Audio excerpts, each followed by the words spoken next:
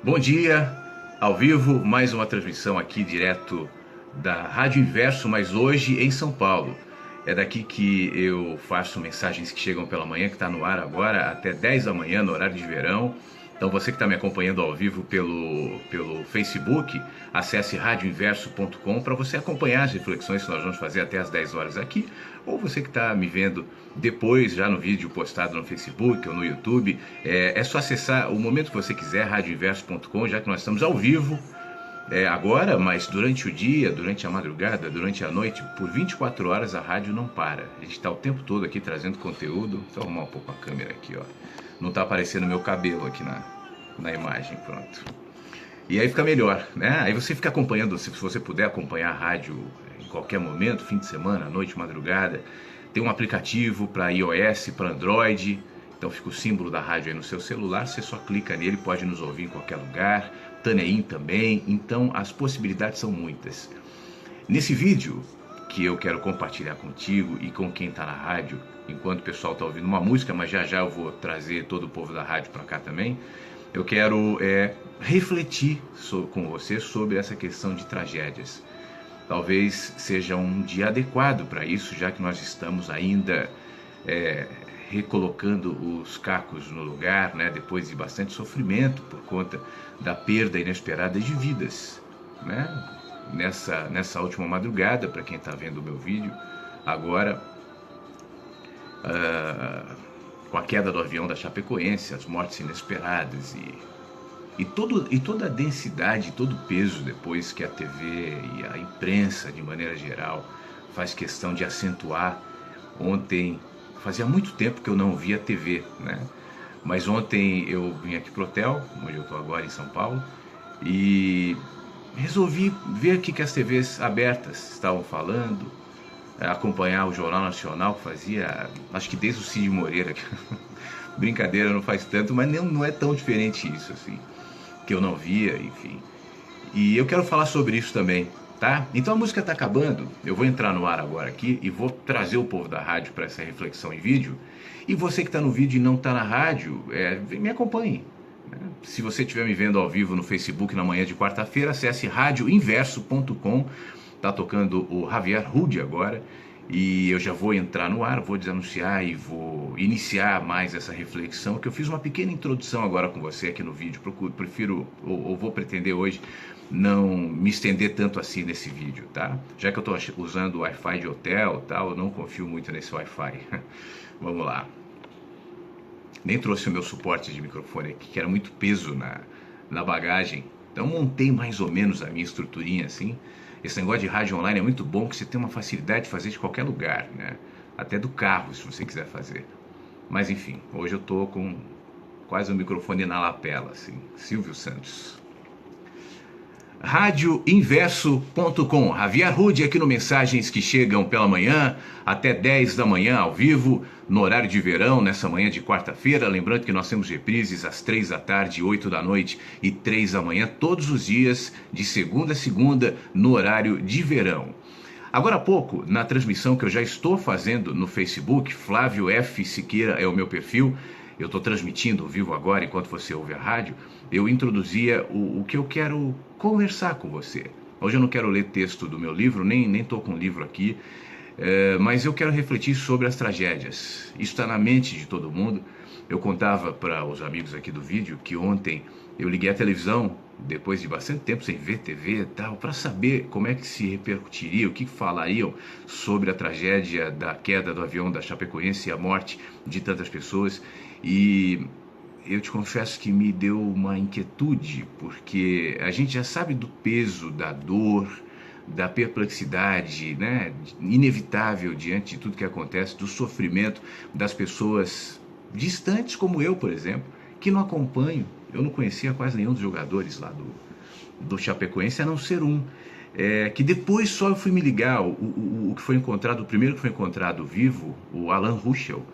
Eu sei que quando eu me mudei para o prédio onde eu moro, o zelador falou: olha, o Alan Ruschel, que jogava no Inter naquele tempo, fica aqui, a namorada dele mora aqui, ele deixa o carro aqui no prédio e tal. Aí eu me lembrei, era aquele cara tal, mas aí te dá uma sensação de familiaridade, né? Agora, imagina os parentes, imagina os torcedores do time totalmente empenhados naquele sonho de conquistar a Sul-Americana pela primeira vez, depois de um trabalho árduo e super bem feito. Como é que isso toca as pessoas? É inevitável que os assuntos sejam esses, tragédias. Mas eu dizia que eu via a televisão e como ela, a TV, a imprensa de maneira geral, faz questão de acentuar as tintas aquilo e carregar no emocional e provocar mais dor e mais choro. Então, depois de falar sobre a notícia, de dizer o que aconteceu, de falar quem morreu, tal, vamos agora ver o choro da mãe de um jogador. Aí vai o repórter ali e a senhora está sofrendo? Tô demais. É verdade, né? Dói, né? Dói, dói. É. O que a senhora tem para dizer? Ah, não tenho. Não precisa disso, né? Essa é a nossa cultura, é a cultura do sofrimento, a cultura da tragédia, a cultura da dor, do medo.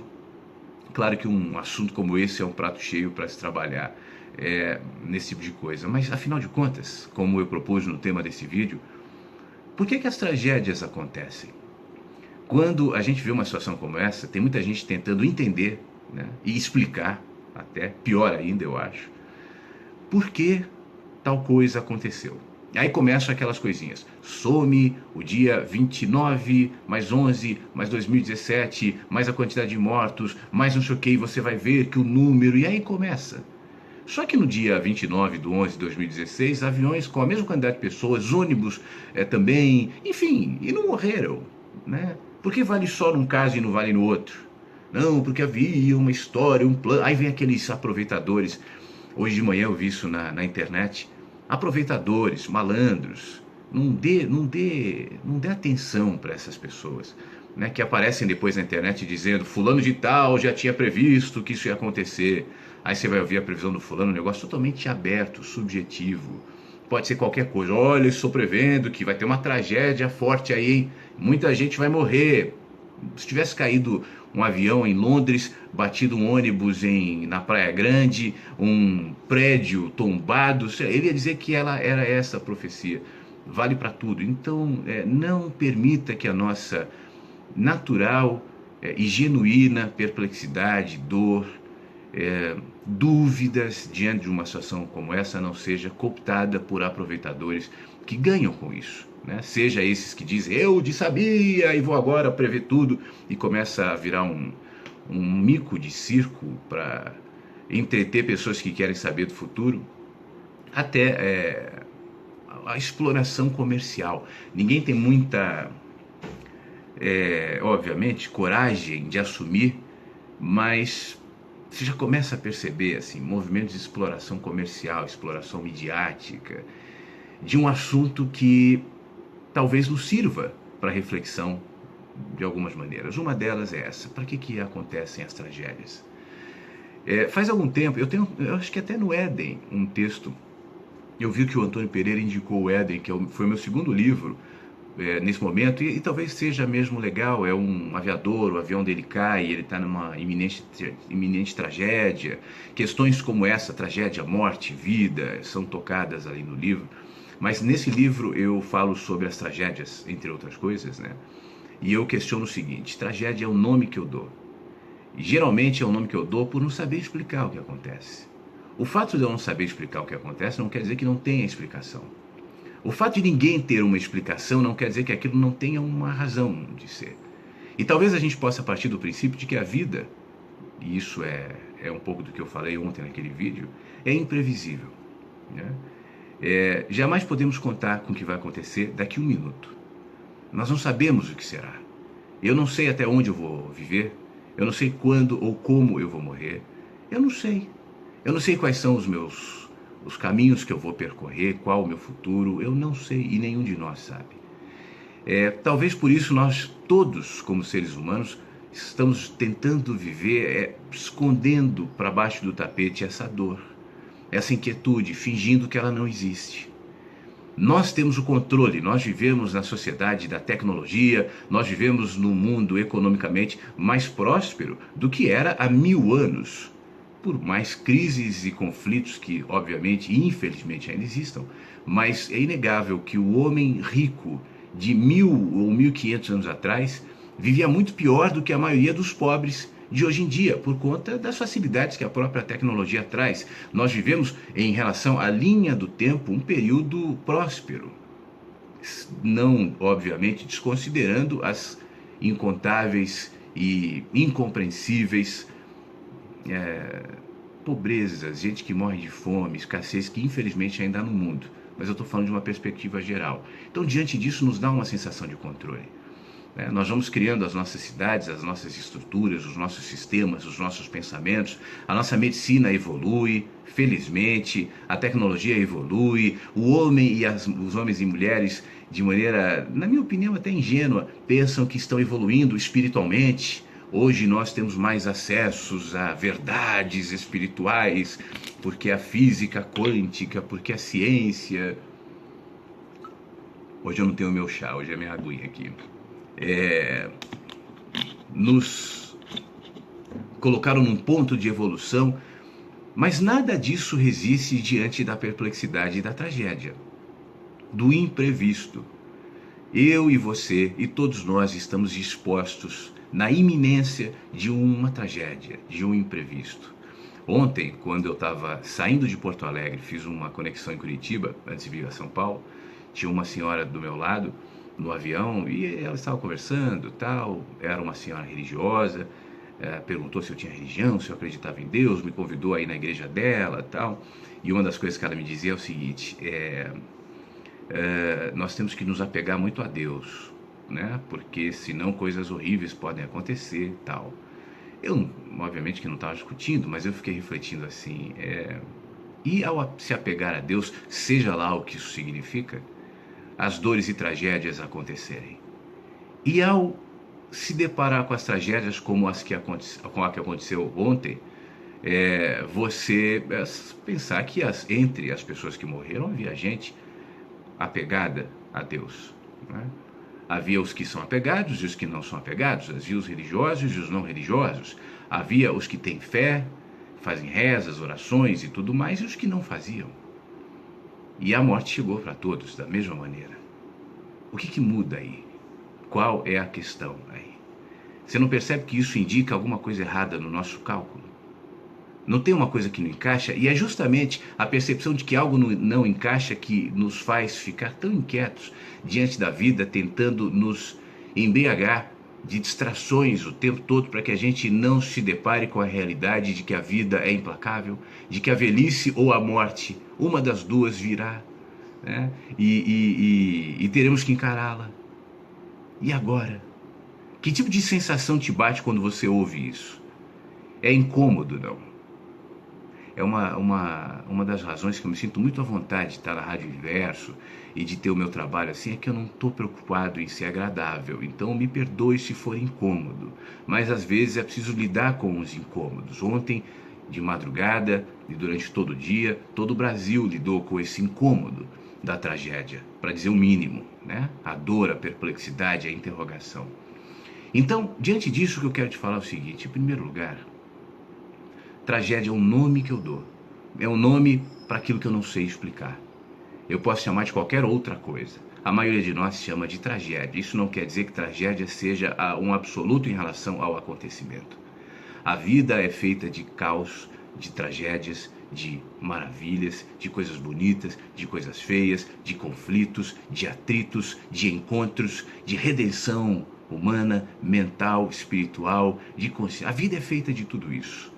Nós vivemos num planeta que está num universo em eterno, pelo menos até onde a ciência sabe hoje, movimento de expansão, onde há tantos conflitos, tantas estrelas morrendo e nascendo, tantos meteoros se chocando, planetas sendo atingidos, como o nosso já foi há algum tempo, talvez até seja no futuro, por meteoros, por corpos celestes. Essa é a natureza da existência, nos remetendo o tempo todo para essa condição contrastante entre a presunção da nossa evolução e do nosso controle e a constatação de que o nosso controle e a nossa evolução são absolutamente parciais, limitados e ilusórios.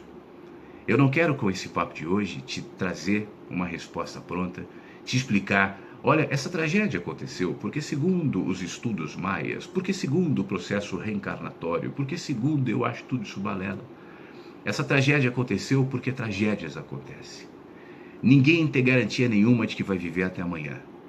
Eu não tenho. Eu posso me alimentar corretamente, eu posso fazer exercícios, eu posso cuidar da minha mente, do meu corpo.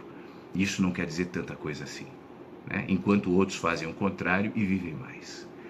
Portanto, diante disso, na minha opinião, só me resta a constatação da nossa completa vulnerabilidade humana, da nossa completa insignificância cósmica, como bichinhos, lesminhas, vivendo nesse ambiente que chamamos de universo. E como tudo pode ser, independentemente das nossas crenças, vontades, valores, esforços, autônomo e acontecer conforme a vida é. Nesse processo, eu reforço o que eu falei ontem no vídeo. Eu continuarei fazendo os meus planos. Eu continuarei mantendo como um áudio meu, um vídeo que diz só não perca a esperança. Continuarei mantendo a esperança, não a esperança utópica de que a vida será sempre conforme eu quero. A sua mente, porque a física quântica diz que o olhar do observador modifica o objeto. Aí vem o professor de quântica na internet dizer, pense numa Ferrari e você vai ter uma Ferrari. Não é assim, né? Me colocarei em completa rendição à vida, humildade diante dos seus movimentos incontroláveis, percebendo nisso a beleza dessa independência da vida em relação às minhas vontades, e entendendo que se há razão e há para que eu não perca a esperança não deve se limitar à minha crença de que as coisas se encaixarão conforme os movimentos que eu deliberadamente for projetar nas pecinhas, conforme a minha vontade, conforme a minha mente, conforme meus caprichos, os meus valores, mas tentar entender a vida de uma maneira mais ampla, mais única, mais conectada, sabendo que a tragédia ali, ainda que seja cheia de dor e ainda que nós não saibamos explicar, se conecta a pequenos e pequenos e pequenos movimentos, né, em todos os lugares, apontando para uma coisa só. Ontem eu estava vendo na TV a defesa do goleiro que faleceu, né, da Chapecoense, que levou o time para a final, a defesa narrada pelo me esqueci o nome agora do narrador que faleceu também, e eu estava pensando isso, essa defesa difícil, que gerou tanta comoção e comemoração de todos, inclusive do narrador, se não tivesse acontecido, o que veio depois também não viria, eles não iriam para a final, não teriam voado naquele avião e tudo mais. Como nós não temos controle, e cada pequeno movimento, cada pequena peça, né, vai desencadear tantos outros que a gente nem imagina. Isso não é mal, isso não é mal, isso não é um problema, isso não é razão para a gente viver com medo.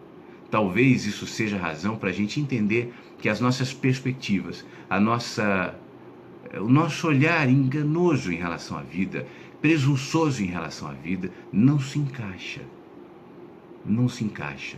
A vida vai se colocando de uma maneira para nos contradizer. E diante desse contradito, o que nos resta é a humildade de nos colocar em posição de observador e de encantamento até em relação aos processos naturais da vida que às vezes se impõem como tragédias inexplicáveis, enquanto projetam e provocam outros movimentos tão singelos e tão bonitos, às vezes fruto daquela mesma tragédia, como uma coisa alimenta a outra, como bem e mal fazem parte da mesma coisa, como sombras e luzes fazem parte da mesma coisa, como vida e morte são polos, são perspectivas de uma coisa só.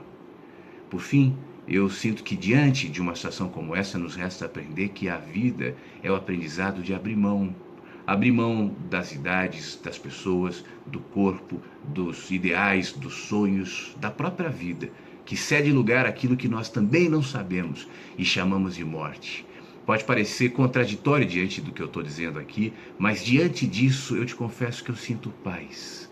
Paz em saber que eu não estou no controle, paz em saber que a vida não se encaminha conforme os meus ou os nossos caprichos, paz em saber que aquilo que nós chamamos de religião, de ciência ou de qualquer outra coisa não é suficiente para colocar um cabresto na vida que se impõe, apesar das minhas perplexidades, do meu medo, da minha negativa.